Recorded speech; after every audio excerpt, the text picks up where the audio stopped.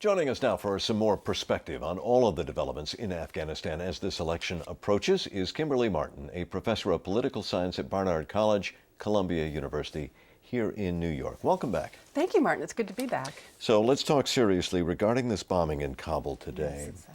Is it a sign of what is going to happen on Thursday, and is it an indication that the Taliban are going to be able to disrupt this election? Well, I think this was predicted, and the important thing to keep in mind is that the campaigns have generated so much excitement, and there are people who have been willing already to risk their lives and go out and present an alternative to the other two alternatives that are out there.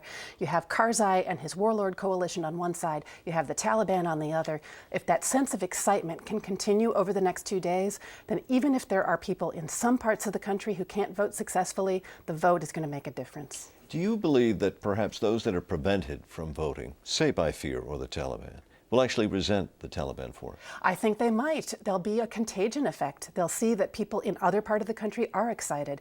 The entire country has radio coverage. The entire country, most of it, has cell phone coverage, at least during daylight hours. And that means that people know what's happening elsewhere in the country. And when they see that other people are getting excited about these alternatives and that they can vote, they'll say, why not me? Why is the Taliban preventing me from doing this too? Why are people excited? And the reason I ask that is that, you've got a tremendous amount of violence that's taking place. You have the Taliban that is resurging. You have no economy really at all. I mean, what I'm saying is there's a litany of reasons not to be enthused about what's going on. I think you're right. I mean, Afghanistan has been in a chaotic situation for essentially 30 years now.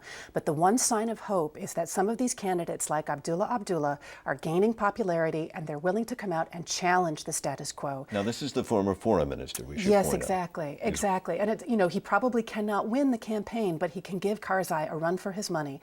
And he is saying, look, we've got to change things. We have to focus on economic development, and we have to focus on developing an Afghan national army that actually has high quality.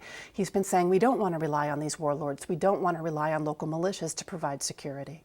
How would you say that the U.S. strategy is either working or not working in the build-up to this election? Some things are going very well. It's a really positive sign that now the United States is pursuing a good counterinsurgency strategy where they say the goal is to provide security for the population and to allow economic development to happen by providing that security. Some things are not so good.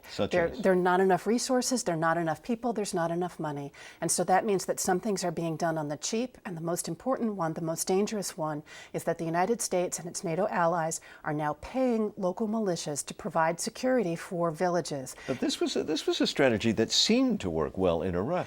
Iraq, the question is still open, but in Iraq, one major difference is that, in fact, the sheikhs approached the United States. It wasn't that the United States said, hey, anybody that wants to be paid, we're looking for people to help us. Instead, it was a movement that rose up organically in the Sunni areas, and they said, we want U.S. help, will you help us?